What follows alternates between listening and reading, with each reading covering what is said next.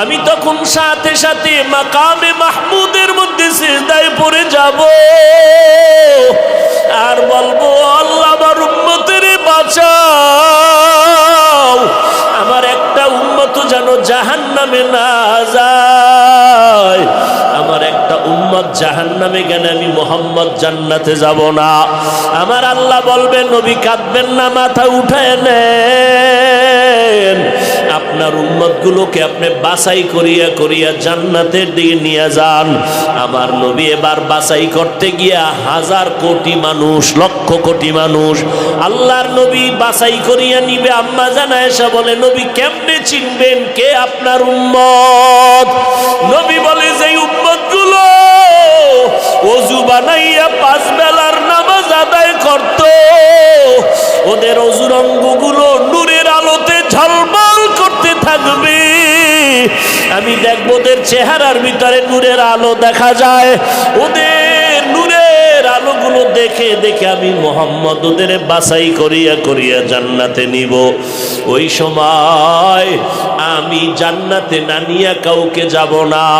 তবে আয়েশা সাবধান, আমার উম্মতের আমি দইরা কাউসারের কিনারায় নিয়ে যাব হাউজের পানি পান করানোর জন্য।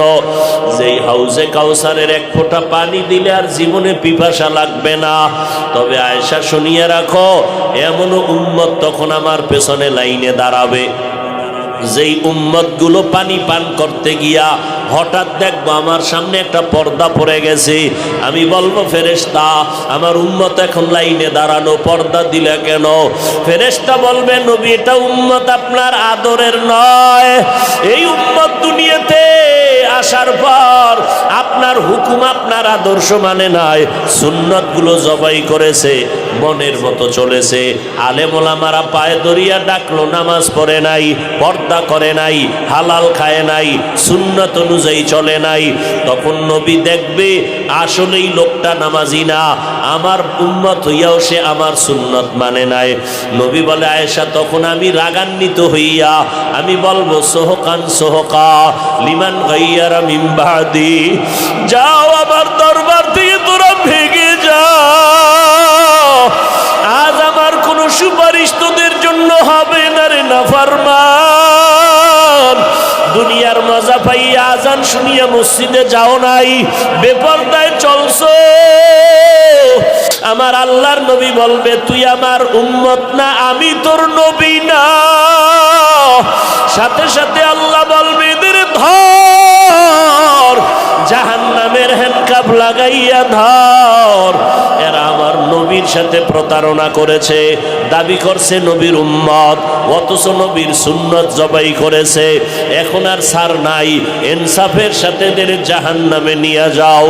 এরে নবীর উম্মতের দল, আমার নবীর রেখে যাওয়া সুন্নতের আমল কোনো হিন্দু করবে না, বৌদ্ধ করবে না, ইহুদিরা করবে না, সুন্নতের আমল করবে মুসলমান।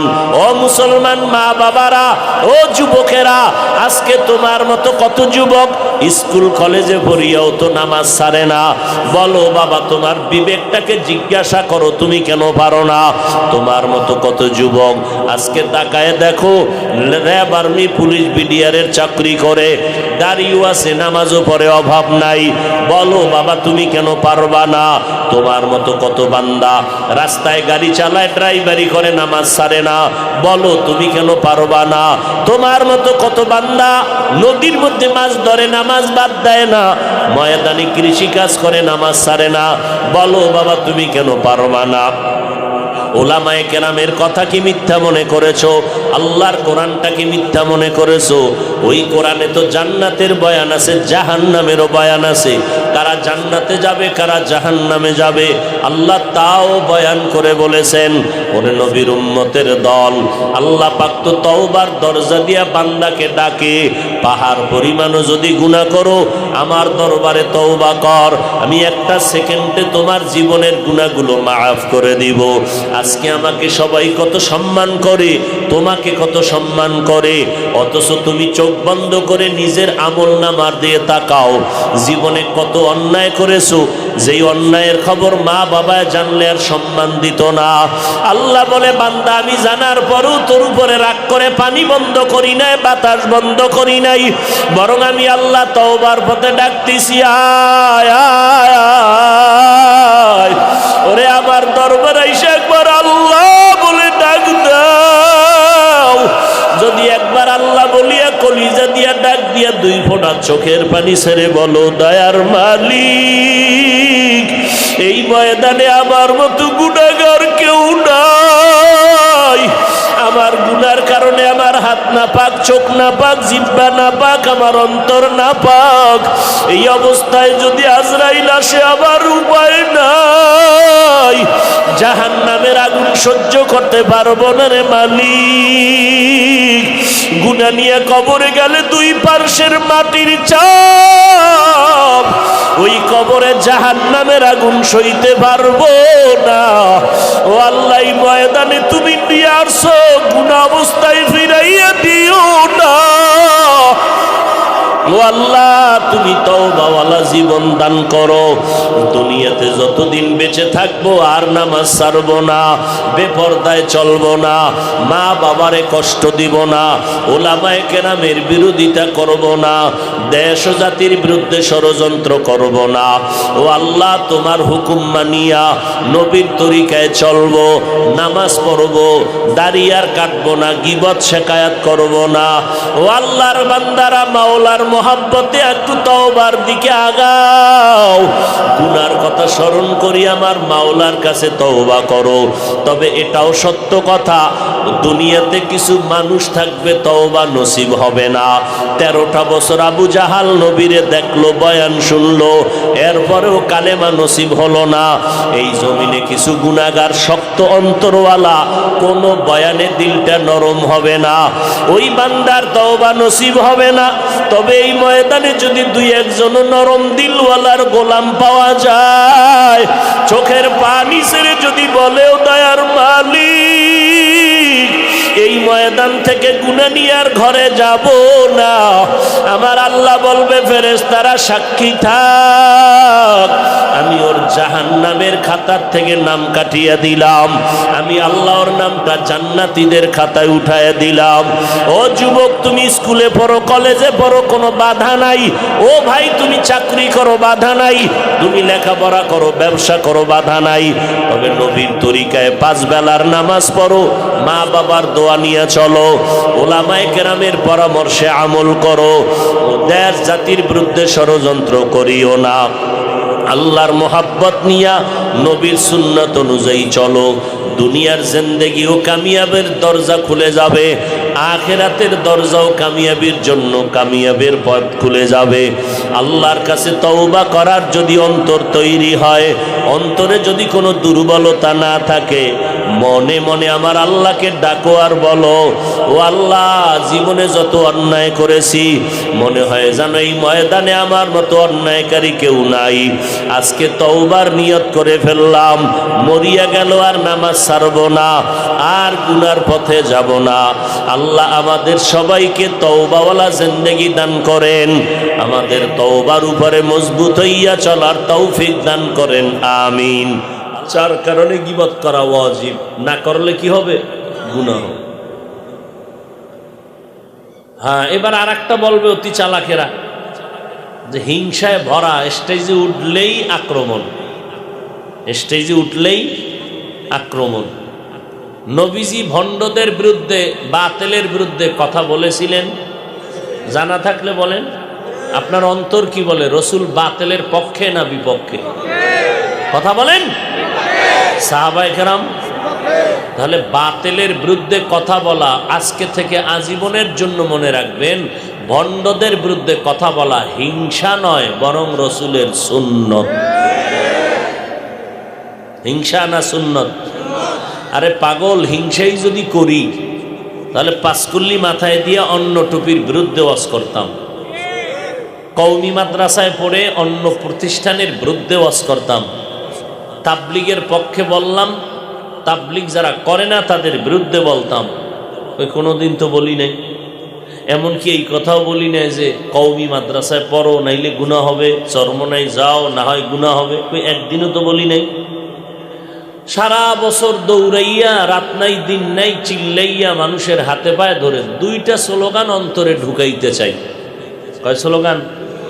এক স্লোগান, জীবনে যতদিন বেঁচে থাকবা মানুষ আল্লাহর গোলামি করবা, জীবনে যতদিন বেঁচে থাকবা মদিনার আদর্শ মতো চলবা।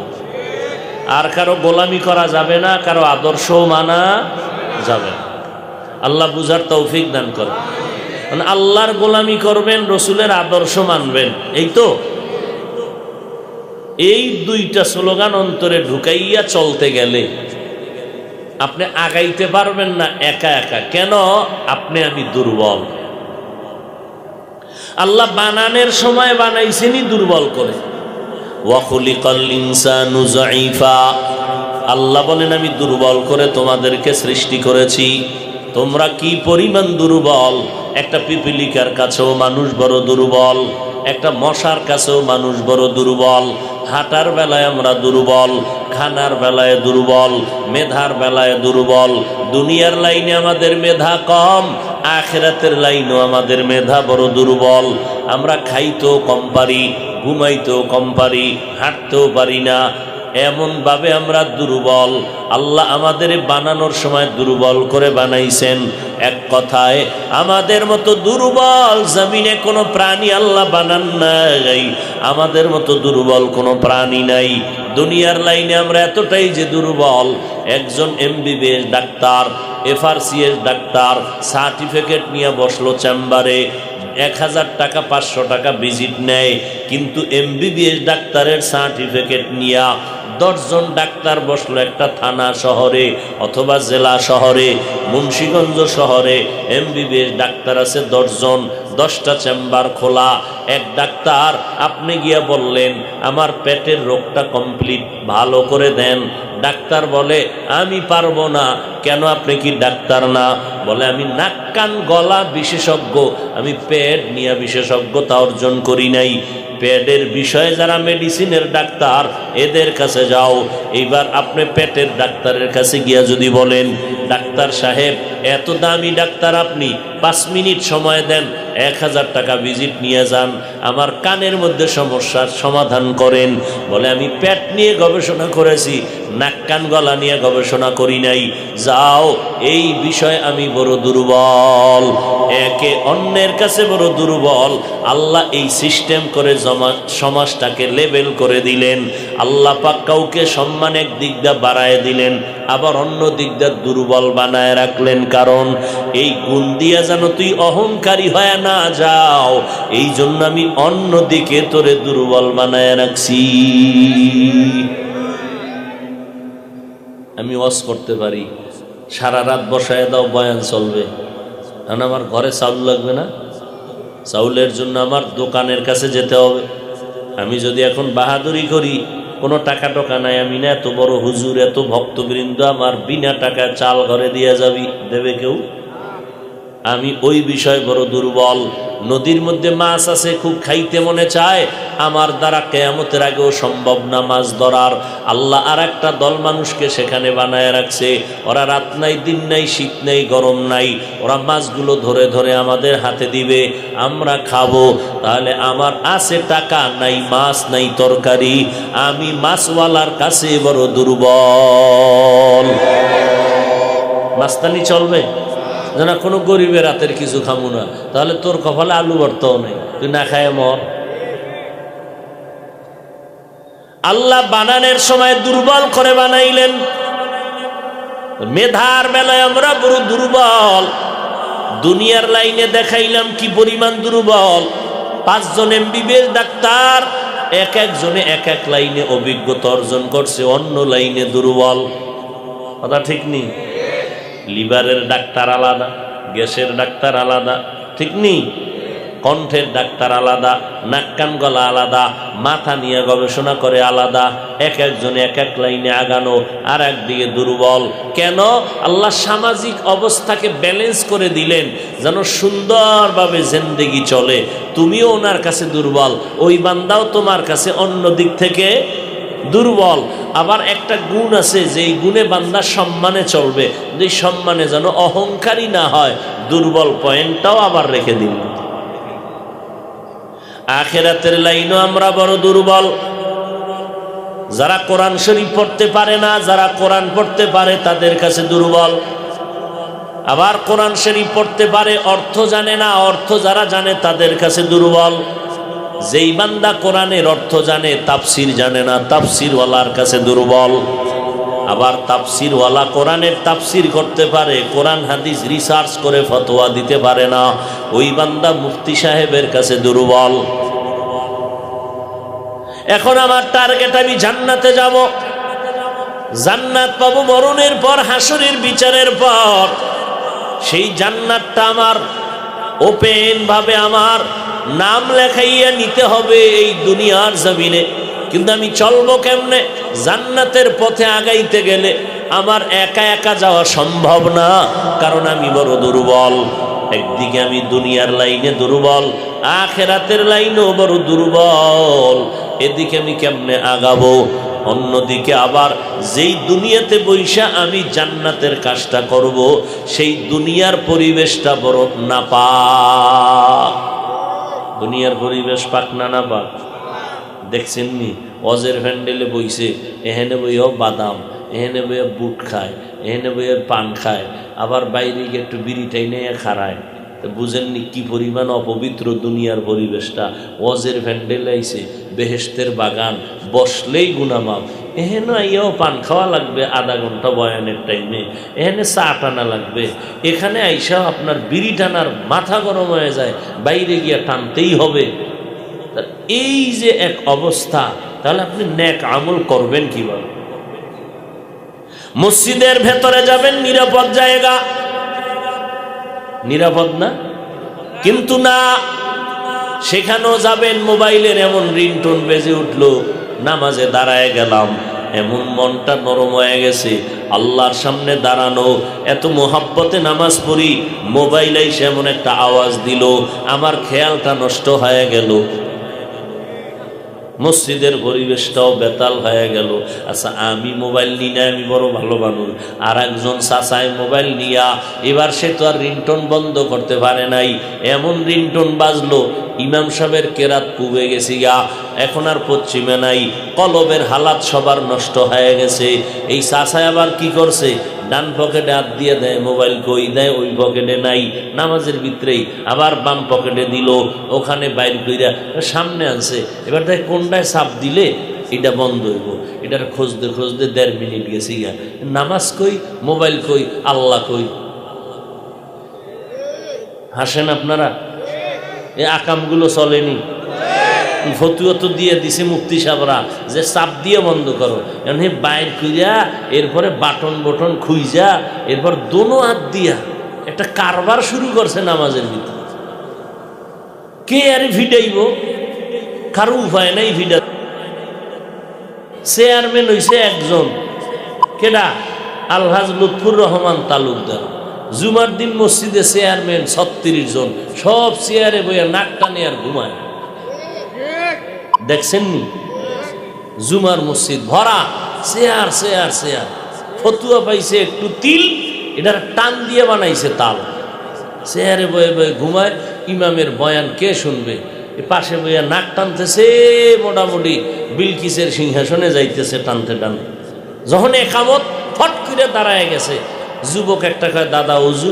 কানা অজু টুজু? ঘুমাইলেন? কানা কই ঘুমাইছি, যে নাক টানলেন তো মোরা খাবাইছিলাম। বিনা উজুতে নামাজ হবে?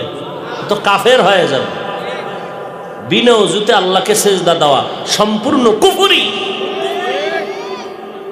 ওই চাচারে আর কেউ পারলো না অজু করাইতে, হে নামাজ পইরা আস্তে আস্তে গেছি, হইছে নামাজ।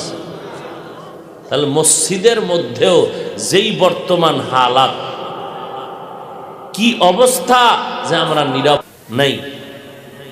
তাহলে যেই দুনিয়ার পরিবেশে আমি ন্যাক আমল করব, এই পরিবেশটাও কি খারাপ। রাস্তা দিয়ে হাঁটবেন, আপনার এটার কি কয়, মুখ ডাইকে হাঁটে না? আরে না মিয়া মাস্ক মহিলারা কি পরে? পুরুষের পরা দরকার, উপায় নেই।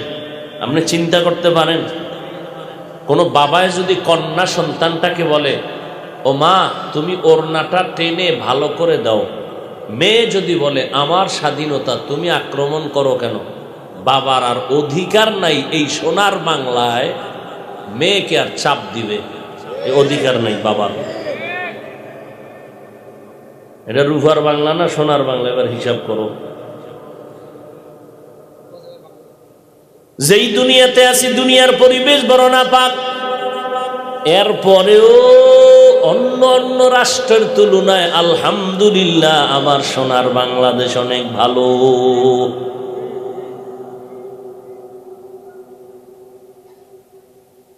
তাহলে দুনিয়ার পরিবেশটাও নাপাক, তাহলে আমি একা চলতে পারি না, দুর্বল। যেই পরিবেশে আমি আমল করব সেই পরিবেশটাও বড় দুর্বল। ওদিকে আমাকে 3 দল শয়তান পেছনে টানে, আমাকে চেষ্টা করে জাহান্নামে নিয়ে যাবে 3 দল শয়তান। একটা হলো আমার ভিতরেই আছে নফস শয়তান, ইন্নান নাফসা লাআম্মারাতুম বিসু ইল্লা মা রাহিমা রাব্বি ইন্না রাব্বি গফুরুর রহিম। এক শয়তান আমার ভেতরে আছে, আর এক শয়তান আমার বাহিরে আছে। কারণ ওই শয়তান আজান শুনলে ভয়ে পালায়, জিকিরের আওয়াজ পাইলে পালায়। ওই শয়তান কোরআনের আওয়াজ শুনলে পালায়। জিন শয়তান ও বাইরে আছে, সুযোগ পাইলে আমার আক্রমণ করবে। আর একটা শয়তান আমার ঘরের ভেতরে, আমি যেখানে যাই ওই শয়তান আমার সাথে সাথে যায়। ওই শয়তানের নাম হলো মানুষরূপী শয়তান। ওই শয়তান আমার স্ত্রীও হইতে পারে, হ্যাঁ, আমার সন্তানও হইতে পারে। এত ইবাদত লাগেনি, বাস কে কইছে ছেলে মানুষ শয়তান। মায় ডাক দিয়ে কয় বাবা রোজার মাস, রোজা রাখ। বাবায় কয় শরীর নষ্ট হবে। বাপ হইয়া মানুষ রূপী শয়তান। এরম বাবা নাই? ছেলে বলে বাবা নিজের হাতে কামাই কইরা খাবো খাওয়াবো, যৌতুকের নামে শ্বশুর বাড়ির থেকে হারাম আনবো না। বাবায় কয় বাবার থেকে কথা বেশি বলবি না, ঘর থেকে নামায় দিব। তোর বিয়ার সময় যৌতুক আমার খাইতেই হবে, মান্যত করছি। এই পায়খানা না খাই আমি কবরে যাব না। এরকম বাপ আছে না নাই? ছেলে কয় বাবা হারাম খাবো না। বাবায় কয় ওই লাইনে যেতে হবে, আমি যেভাবে বলি ওইভাবে চলতে হবে। কত সন্তানরা নামাজ পড়তে চায়, মা বাবায় পছন্দ করে না। কত সন্তানরা নবীর তরিকায় চলতে চায়, মা বাবা চলতে দেয় না। ঢাকা শহর এলাকায় যাবেন, ভাড়াটিয়া যারা আছে বিল্ডিংয়ে আছে না, অনেক ভাড়াটিয়ারা আফসুস করে ফজরের সময় মসজিদে যাবে নামাজ পড়তে, মালিক সাহেব তালা খোলার চাবি দেয় না। এরম নাই? আল্লাহ হেদায়াত দান করুন। দুনিয়ার পরিবেশ নাপাক, আমি ব্যক্তিগতভাবে দুর্বল, আবার আমাকে 3 দল শয়তান পেছনে টানে আমাকে জাহান্নামে নেওয়ার জন্য। এই অবস্থায় আমি সামনে কেমনে আগাই? আল্লাহ কয় সাহায্য ছাড়া চলার কোনো পথ আর খোলা নাই। একা একা পারবা না, তুমি একটা দলের সাথে চলো, তাহলে যত বড় শয়তান হোক সামনে আসতে ভয় পাবে। সাহায্য নিয়ে চলো। এখন সাহায্য তুমি কার থেকে নিবা? এক আওয়াজে যদি জিজ্ঞে আপনারা কার থেকে সাহায্য নিবেন, বাঙালি অত চালাক, হাত পা উঠাইয়া বলবে আমরা আল্লাহর থেকে নিব। এই দাবি যদি 100% সত্য হইতো, অন্তরের এবং বাস্তব হইতো, 30 বছর আগে আমার সোনার বাংলা থেকে হারামের ব্যবসায়ী এনজিওরা পালাইতে বাধ্য হতো। আরে নামাজে বইয়া প্রত্যেক দিন নামাজে ওয়াদা করে, ইয়্যাকা না'বুদু ওয়া ইয়্যাকা নাস্তাঈন, ইহদিনাস সিরাতাল মুস্তাকিম, সিরাতাল্লাযীনা আন'আমতা আলাইহিম, গায়রিল মাগদুবি আলাইহিম ওয়ালাদ-দাল্লিন। নামাজে দাঁড়াইয়া ওয়াদা করে, ইয়াকা না'বুদু, আল্লাহ আপনারই ইবাদত করি, ওয়া ইয়াকা নাস্তাঈন, আপনার কাছে এই সাহায্য প্রার্থনা করি। নামাজের পরে বিড়ি, হ্যাঁ, হারাম খাওয়ার জন্য পাগল হয়ে গেল। আহা, নিজের ছেলে নাই, কি করছে, ভাইয়ের ছেলের লয়ে দইরা লয়ে গেছে ব্যাংকে, এই ওর নামে লোন দাও। আসেনি এরকম? আল্লাহর দুশ্মন, আল্লাহর লানত, ফেরেশতাদের লানত, দুনিয়ার সব মাখলুকাতের লানত। কারণ এই হারাম যারা খায় আর অল টাইম আল্লাহ পাক অভিশাপ দেয় এদের উপরে, এই সুদ ঘুষের সাথে জড়িত, মায়ের সাথে 24টা ঘন্টার প্রত্যেক সেকেন্ডে জিনার গুনাহ লেখা হয়। তুমি হারাম খাইয়া মায়ের সাথে জিনার গুনাহ করবা, আর আল্লাহ তোমারে সালাম দিব জান্নাতে নেওয়ার জন্য। এত সোজা? সাহাবায়ে কেরাম আমল করেছেন, কোনো ভেজাল নাই, এলেমের অভাব নাই, তাকওয়ার অভাব নাই, আমলের অভাব নাই, ইখলাসের অভাব নাই। আল্লাহ তাদের আমলের ভিতরে ঈমানের কারণে খুশি হইয়া আল্লাহ তাআলা তাদেরকে জান্নাতের সার্টিফিকেট দিয়ে দিলেন। এরপরও ইতিহাস পড়ে দেখবেন, আমার নবীর সাহাবী জান্নাতের বান্দা আবু বকর সারা রাত্র নামাজে জীবনভর কান্না করলেন, হাসরের ময়দানে আমি কেমনে একা মাওলার আদালতে দাঁড়াবো। বকরির একটা বাচ্চা হাতের মধ্যে নিয়ে কয়, বকরির বাচ্চা তোর কপাল বড় ভালো, আমি আবু বকরের বড় ভয়। তুমি বড় হইবা, মানুষ তোমারে খাইয়া পেটটা ভরিয়া শক্তি নিয়ে নামাজ পড়বে, ইবাদত করবে, তোমার কোনো হিসাব নাই, জান্নাতও নাই, জাহান্নামও নাই।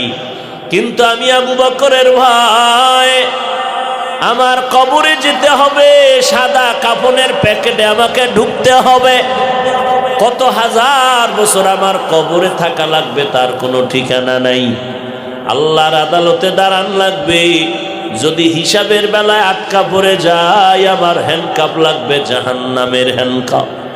ওই জাহান্নামের একটা সেকেন্ডের আগুনের তাপ আমি সহ্য করতে পারবো না। আবু বকরের মতো বান্দা যদি কান্না করেন, আপনার আমার কি পরিমাণ কান্না প্রয়োজন।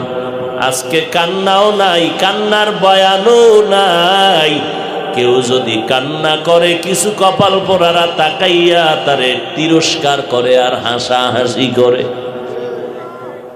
দেখ লজ্জা নাই কেমনে কাঁদে। হ্যাঁ, কি পরিমাণ বেহায়া বেলাজা।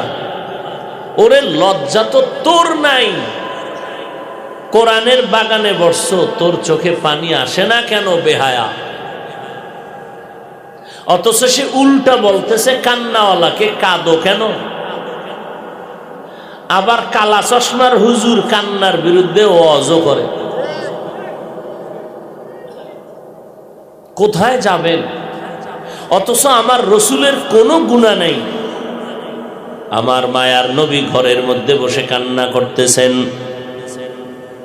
আম্মা জান আয়েশা রাদিয়াল্লাহু আনহা বলেন, পয়গম্বর কেন কান্না করেন আপনি? রাহমাতুল লিল আলামিন। আমি আয়েশার কোনো বেয়াদবি হয়েছে নাকি? বলে কেন? কয় নবী আমার বয়স তো কম, 6 বছরে আপনার সাথে আমার বিবাহ হলো, 9 বছরে আমি আপনার ঘরে আসলাম, আমার বয়স অনেক কম। ওয়াজানতে কোনো বেয়াদবি না হইয়া গেল, আপনি এই জন্য কাঁদেননি? কয় না রে আয়েশা, জন্য কাঁদি না। ও পর্দার আড়ালের আম্মা জানেরা আছে, এরে আম্মা জান, আপনারা তো নারী, কত দামি, নবীদের মা, সাহাবায়ে কেরামের মা, আউলিয়ায়ে কেরামের মা।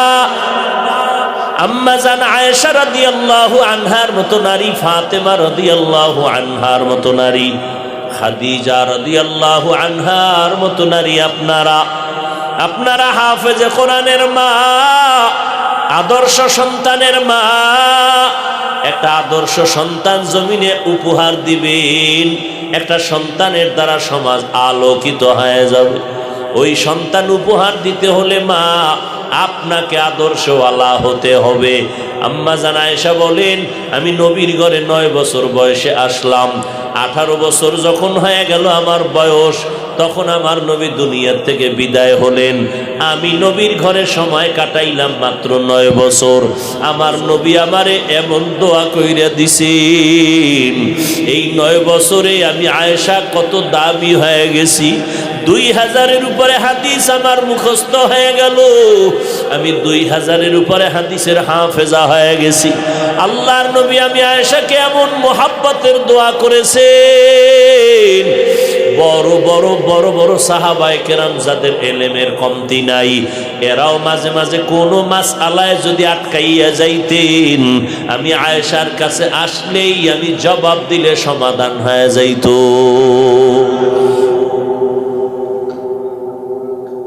মাত্র নবীর সময় দিলাম 9 বছর। টোটাল আম্মা জানের বয়স কত? 18 বছর। এই 18 বছরের মাত্র নবীর সোহবত পাইলেন 9 বছর। আর আমার বোনের তো 18 বছরে বিবাহই হয় না অনেকের। এরে পর্দার আড়ালের আম্মা জানেরা, আম্মা জান আয়েশা রাদিয়াল্লাহু আনহা বলেন, নবীজিরে জিজ্ঞাসা করলাম, নবী আমি আয়েশার কোনো বেয়াদবি যদি না হয় তো কান্না করেন কেন, জানতে চাই। মায়ার নবী বলেন, ও আয়েশা,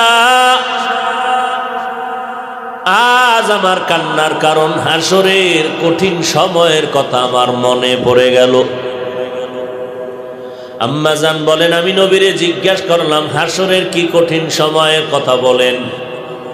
নবী কান্না করে বলেন, আয়েশা, কিয়ামতের ময়দানে সব নারী পুরুষ থাকবে উলঙ্গ, কেউ কারো দিকে নজর দেওয়ারও সুযোগ হবে না, এতটা ভয়ঙ্কর হবে কিয়ামতের মাঠ। সূর্য মাথার উপরে নেমে আসবে, সূর্যের গরমে জমিনগুলো তামা হয়ে যাবে। এই জমিনটাই হবে কিয়ামতের মাঠ। সিরিয়ার জমিন হবে আল্লাহর বিচারালয়, আদালত। নবী বলেন, আয়েশা জানুনি এত পরিমাণ ভয়ঙ্কর অবস্থা হবে।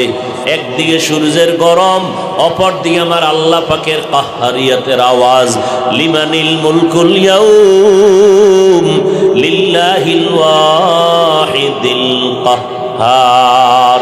আল্লাহ পাকের কুদরতের আওয়াজে হাসরের ময়দানটা থর থর করে কেঁপে উঠবে। অন্যদিকে জাহান্নামের আওয়াজ, জাহান্নাম বলবে, আল্লাহ বেনামাজি গুনাহগার গুলো কই, আমার পেটের ভেতরে দাও। ও আয়েশা, ওই সময় এমন অবস্থা হবে, আপন আপন বলতে কেউ থাকবে না। একজন মা একটা নেকের টানে সন্তানের খুঁজে গিয়ে বলবে, বাবা আমার জান্নাত রেডি, শুধু একটা নেক হয়ে গেলে হবে। ও সন্তান, দুনিয়াতে তোরে নিয়ে কত কষ্ট করেছি, কত সময় খানা নিশি খাইতে পারি নাই, তোর পেটে পায়ের লাথি পড়ার কারণে আমি ব্যথায় সহ্য করতে পারি নাই, তোরে নিয়ে কত রাত্র ঘুমাইতে পারি নাই। আজকে আমার না খাইয়া দুনিয়াতে তোরে লালন পালন করেছি। তুই যখন পরীক্ষার হলে ঢুকছো, আমি মা যায় নামাজ বিছাইয়া দোয়া করেছি, ও আল্লাহ তুমি আমার সন্তানের পরীক্ষায় কামিয়াবি দান করো। তুই যখন বাহিরে গেছো, আমি মা ঘুমাই নাই, আমি মা তোর জন্য চোখের পানি ছেড়ে দোয়া করেছি। এত কষ্ট করিয়া তোরে মানুষ বানাইলাম, একটা নেক যদি আমারে দাও, আমি মা এখন জান্নাতে যেতে পারবো।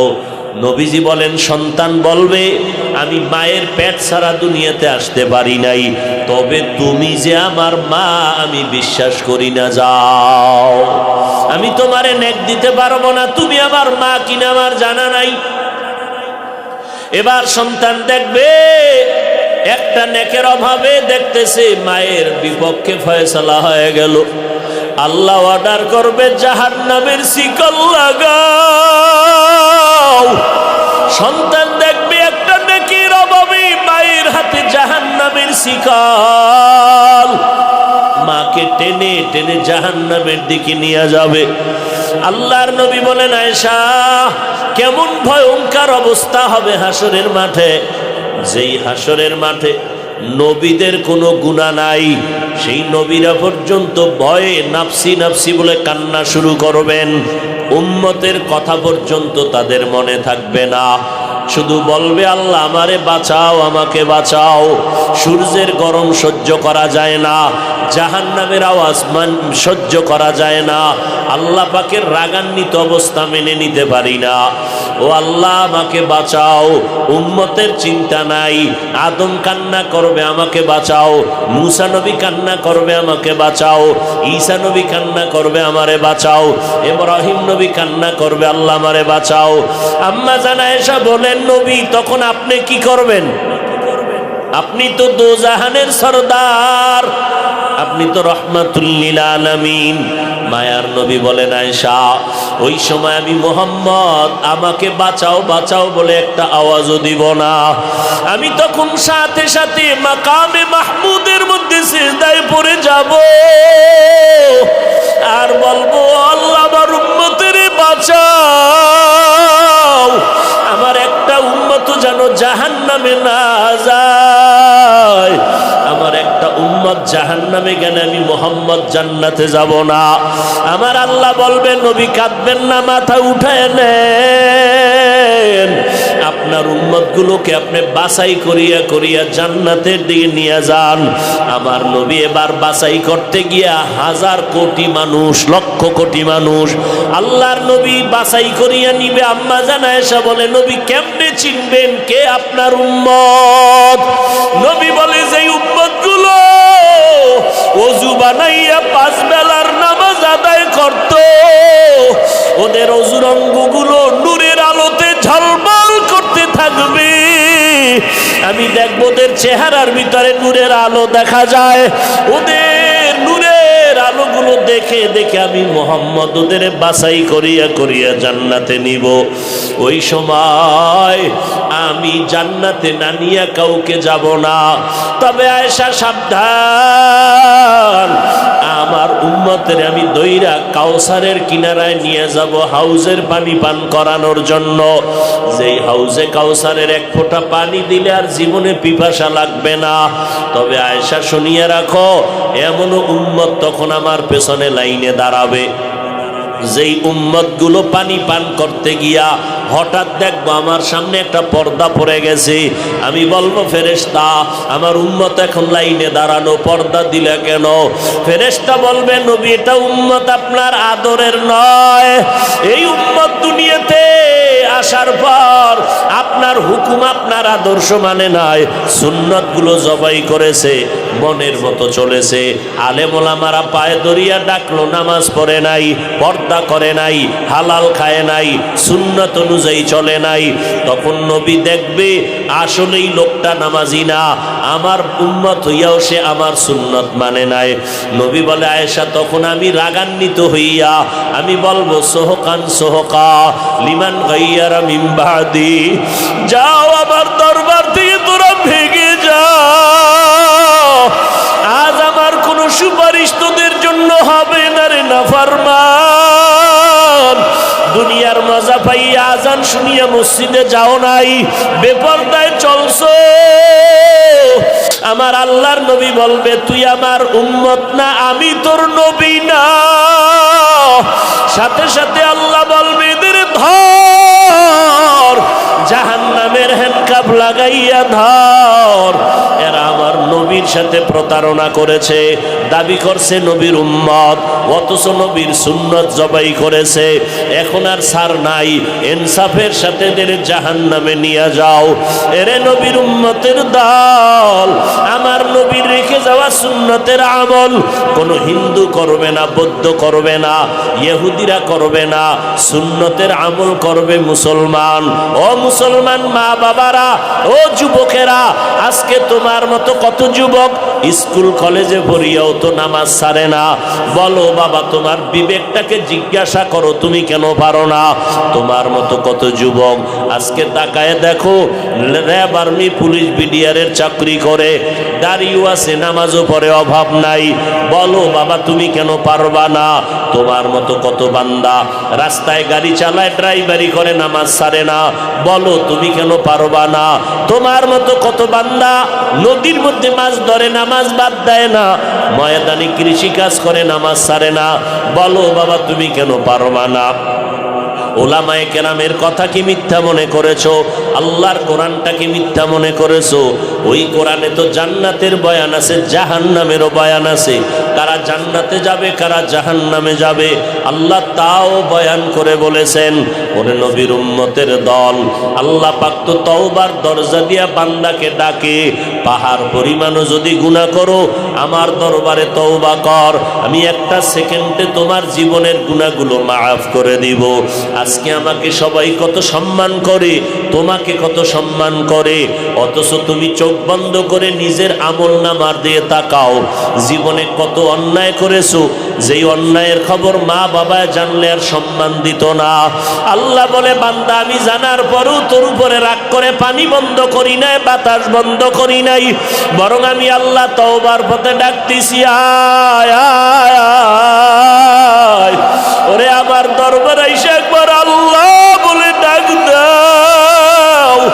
যদি একবার আল্লাহ বলিয়া কলিজা দিয়া ডাক দিয়া দুই ফোঁটা চোখের পানি ছেড়ে বলো, দয়ার মালিক, এই ময়দানে আমার মতো গুনাহগার কেউ নাই। আমার গুনার কারণে আমার হাত না পাক, চোখ না পাক, জিহ্বা না পাক, আমার অন্তর না পাক। এই অবস্থায় যদি আজরাইল আসে আমার উপায় নাই, জাহান্নামের আগুন সহ্য করতে পারবো না রে মালিক। গুনাহ নিয়ে কবরে গেলে দুই পার্শ্বের মাটির চাপ, ওই কবরে জাহান্নামের আগুন সইতে পারবো না। ও আল্লাহ, ময়দানে তুমি নিয়ে আসো, গুনাহ অবস্থায় ফিরাইয়া দিও না। ও আল্লাহ, তুমি তওবাওয়ালা জীবন দান করো। দুনিয়াতে যতদিন বেঁচে থাকবো আর নামাজ ছাড়বো না, বেপরদায় চলবো না, মা বাবারে কষ্ট দিব না, ওলামায়ে কেরামের বিরোধিতা করব না, দেশ ও জাতির বিরুদ্ধে ষড়যন্ত্র করব না। ও আল্লাহ, তোমার হুকুম মানিয়া নবীর তরিকায় চলবো, নামাজ পড়বো, দাড়ি আর কাটবো না, গীবত শেকায়াত করব না। ও আল্লাহর বান্দারা, মাওলার মোহাব্বতে একটু তওবার দিকে আগাও। গুনার কথা স্মরণ করি আমার মাওলার কাছে তওবা করো।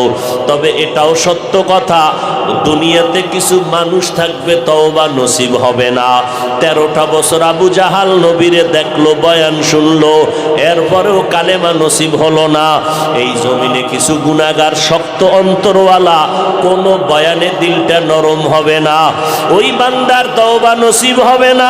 তবে এই ময়দানে যদি দুই একজন নরম দিলওয়ালার গোলাম পাওয়া যায়, চোখের পানি ছেড়ে যদি বলেও, দয়ার মালিক, এই ময়দান থেকে গুনাহ নিয়ে আর ঘরে যাব না, আমার আল্লাহ বলবে, ফেরেশতারা সাক্ষী থাক, আমি ওর জাহান্নামের খাতার থেকে নাম কাটিয়ে দিলাম, আমি আল্লাহর নামটা জান্নাতীদের খাতায় উঠায় দিলাম।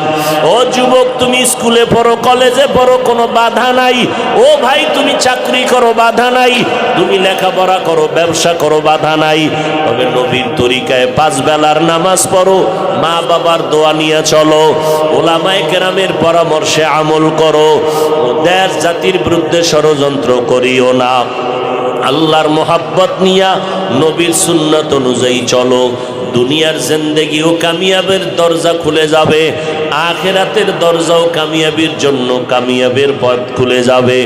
আল্লাহর কাছে তওবা করার যদি অন্তর তৈরি হয়, অন্তরে যদি কোনো দুর্বলতা না থাকে, মনে মনে আমার আল্লাহকে ডাকো আর বলো, ও আল্লাহ, জীবনে যত অন্যায় করেছি মনে হয় যেন এই ময়দানে আমার মতো অন্যায়কারী কেউ নাই। আজকে তওবার নিয়ত করে ফেললাম, মরিয়া গেল আর নামাজ ছাড়ব না, আর গুনার পথে যাব না। আল্লাহ আমাদের সবাইকে তওবাওয়ালা জিন্দেগি দান করেন, আমাদের তওবার উপরে মজবুত হইয়া চলার তৌফিক দান করেন। আমিন।